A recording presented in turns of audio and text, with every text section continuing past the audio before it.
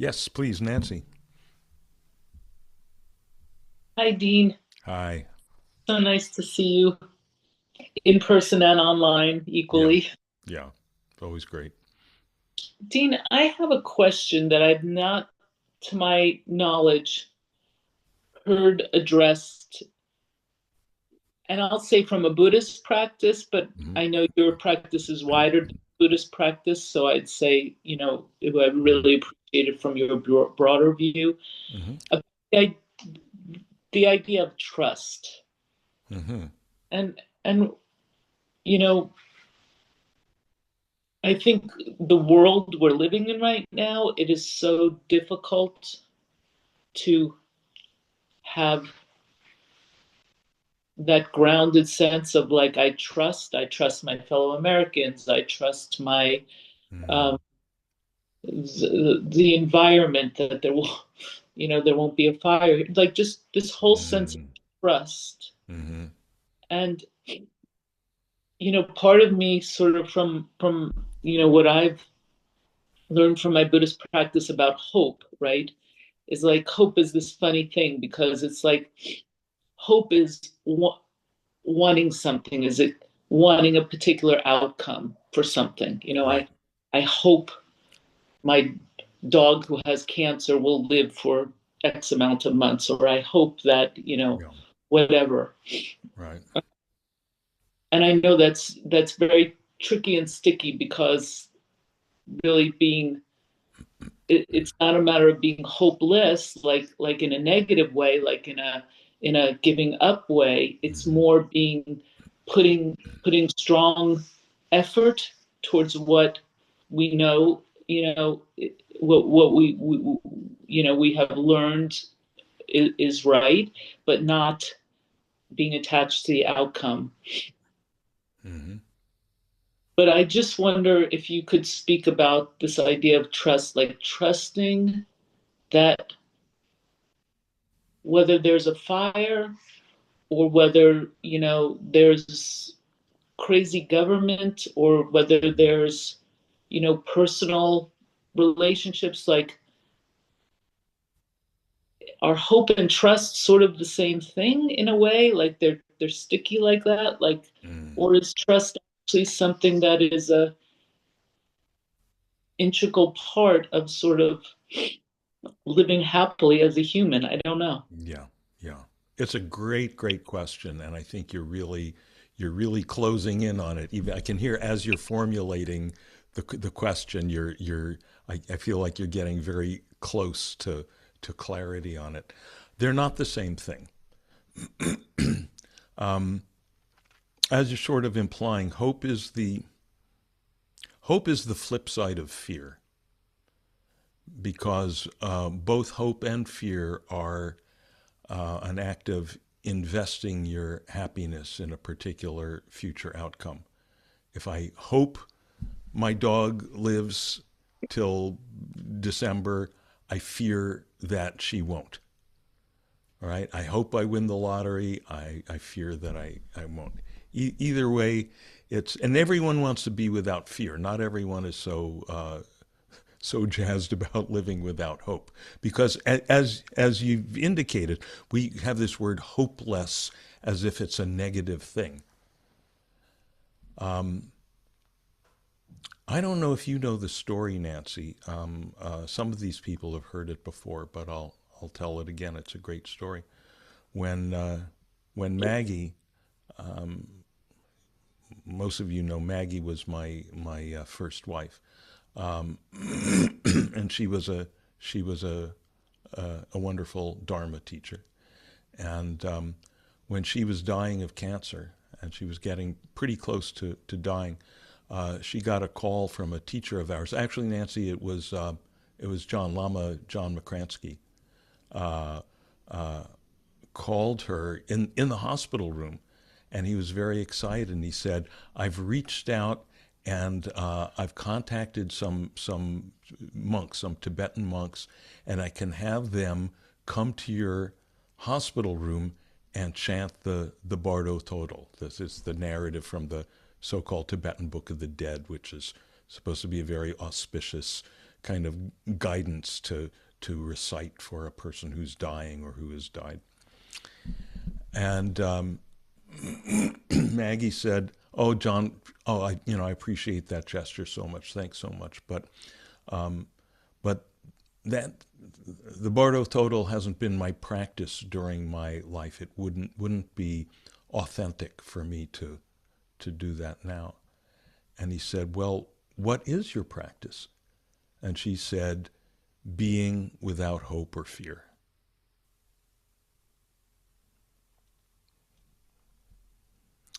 So that's been a very, very deep teaching. And I've heard that before, and you've probably heard that before, Nancy. Certainly, we've heard that from Charles, our teacher Charles, before. And you've probably said it yourself, but it was particularly kind of powerful coming from Maggie in that situation, right? If we hope, oh, I hope I'm gonna, miraculously not die of cancer. I fear I'm going to, right? They're really flip sides of the same thing. And when you drop your investment in both of those, what are you left with? You're left with the present. You're left with the current state, because both of those are thoughts, right? Anything about the future is a thought. It's a projection. So if you drop all your projections, what are you left with? You're left with reality. You're left with the current state. And as you may have noticed, the more you allow yourself to just melt into the current state, the more you discover, this is what I was looking for everywhere else. This is what I was looking for in all my projections and all my fantasies. This is the deliciousness of life. Even if you've got cancer, even if you got, because it's something that transcends goes deeper than what's going on with the body, the mind, the emotions, all that. It's at the very most fundamental level of our being, which is beingness itself, and it's infinitely okay.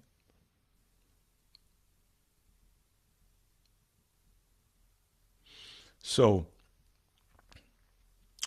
much for hope. Okay. Now, what about trust?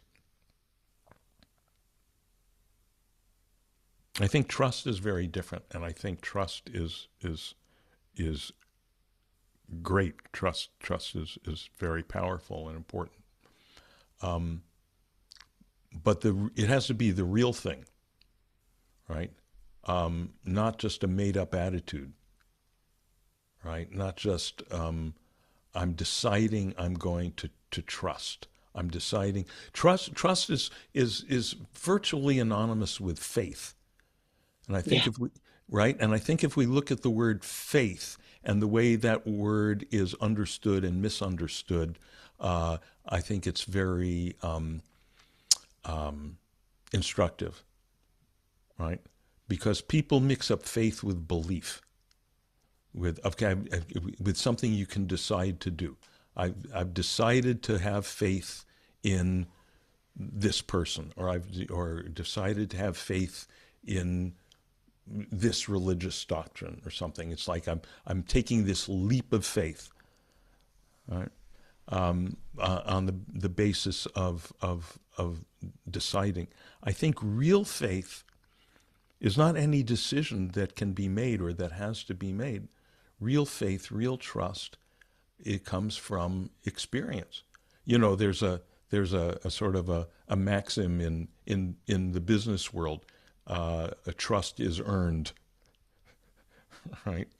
I trust that the sun comes up in the morning because I've experienced it a lot, right? I don't have to worry whether the sun is going to come up in the morning. Even when it's overcast and I can't see the sun coming up in the morning, at this point, I've got deep enough and extensive enough experience of the sun coming up in the morning that I have trust, I have faith that happens.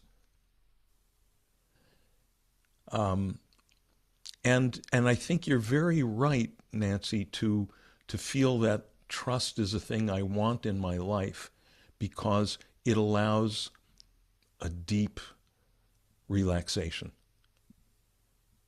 right? And right now, and I'm sure you're experiencing this as a therapist, with your clients, reacting to the current state of the world and the current state of the nation, things that we grew up just taking for granted, they'd always be there. Our institutions, all the institutions of government that we learned about in our social studies class, and the three separate but equal branches of government, and we would joke about it because it just seemed so almost kind of you know old fashioned, or something. It's something that of course we could take for granted. It would always be there. Now suddenly we're not so sanguine about taking it for granted, and that brings about a feeling of deep insecurity in people. You know, we think, or we would want to be able to have trust in the solidity of the earth beneath us. And here in Southern California, then we get an earthquake, right? And we go, oh, even that's questionable. And when God, I don't know, can't imagine what it's like to grow up as a young person now, just with just faced with this prospect, not just a prospect, it's happening, of just maybe cataclysmic climate change and environmental degradation, that you can't have faith in that. You can't ultimately trust that. And to me, what all this points to is the importance of what we're doing here, the importance of what we do in our practice. Because there's one thing that ultimately you can have faith in, one thing that you can ultimately trust, that will never let you down, and that is the beingness, that is your own, the inherent nature of the self. That is, whatever inadequate term you want to call it, the Brahman, the Atman, the Tao, the self, God. There's a bumper sticker you've probably seen: God never lets you down. All right. And because let's say the infinite, use a nice neutral word, the infinite never lets us down, because the infinite is always there. The infinite can't go away. The infinite is unconditional. Unconditional. It doesn't depend on anything else. Everything else is finite. Everything else is conditional. Right? The Buddha on his deathbed said, all composite things fall apart. All composite things fall apart. And what are the composite things? Well, all things. All things. Our bodies, our families, our nations, our galaxies. They're all made up of parts. And the parts ultimately come apart. The only thing that's not made up of parts, the only thing that's not conditional, that's not dependent on having the right conditions, is the beingness itself, is the infinite. Everything else, the finite, is always moving around, shifting around. And we're always looking for permanence. We're always looking to find that opportunity for ultimate trust somewhere in the finite, because normally for most people the finite is all that we know. And and a lot of it works pretty well for a while. But Nancy, I'm sure you've heard that Buddhist expression, all meetings lead to partings. Right? Every single one. Every marriage ends in divorce or death.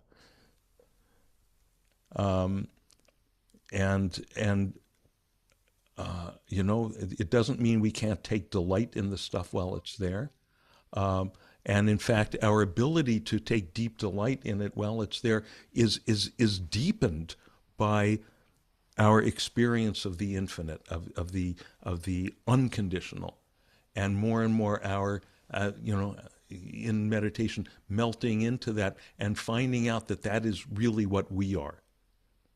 And more being so saturated with the recognition of that, that when we come out and we're in our work and in our relationship and all that, more and more we're spontaneously somehow expressing that and being that for others and seeing that in others.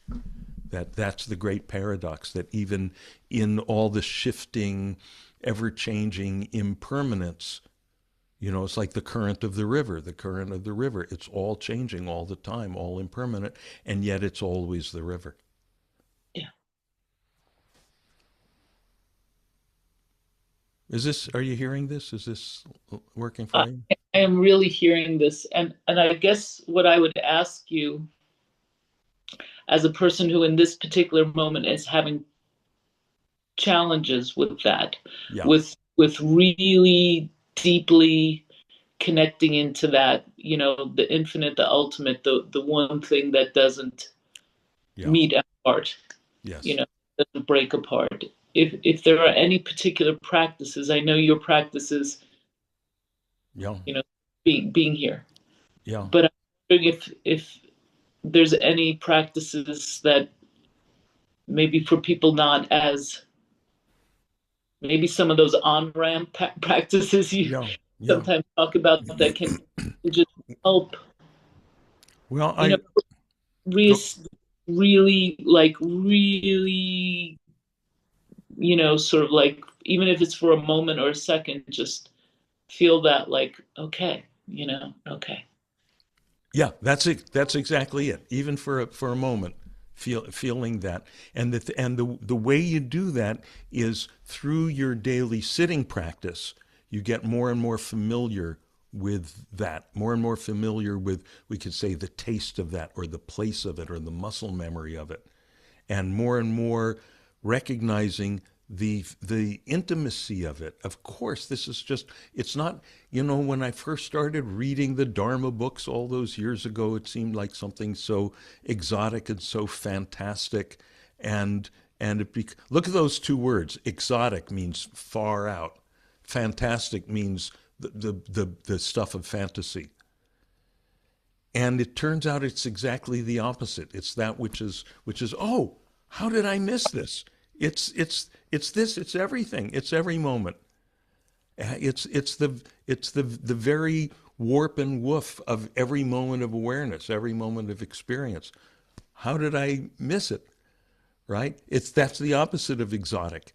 And it's the opposite of fantastic, opposite of fantasy. Fantasy is all our thoughts and projections and futures and hopes and fears. Right? This is what's left over when you relax your grip on all that stuff and just be in the moment. So we do the practice. You do your sitting. You sit. You close your eyes, or maybe sit with eyes open, whatever you like, and melt into the just being. And you do that for whatever, your 15 minutes, your half an hour, whatever. And then through the rest of the day, equally important is finding moments for, as you say, even momentarily, to just, oh yeah, right here. Oh yeah, this. Oh yeah, this. Just. I'm in particular, where we find wonderful material to work with is in those moments that seem like annoying moments of having to wait around for stuff.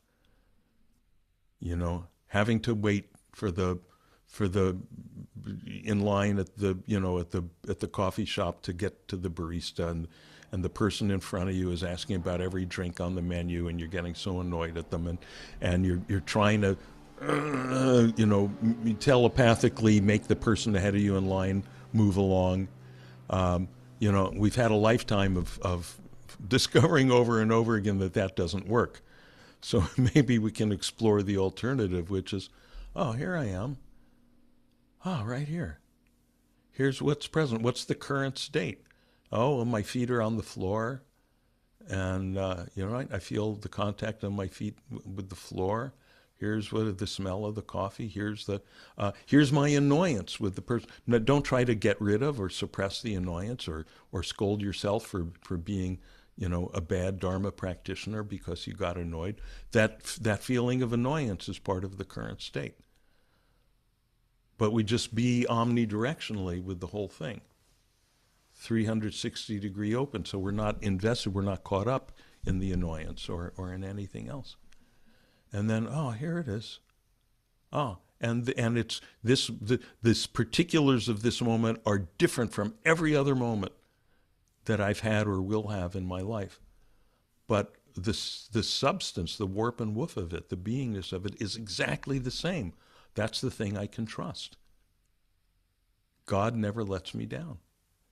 God keeps being. The infinite keeps being here. Keeps being everything. And keep finding that. Be creative in finding situations to find that. And eventually, it no longer has to be a deliberate decision. More and more we're just living that. That's called awakening.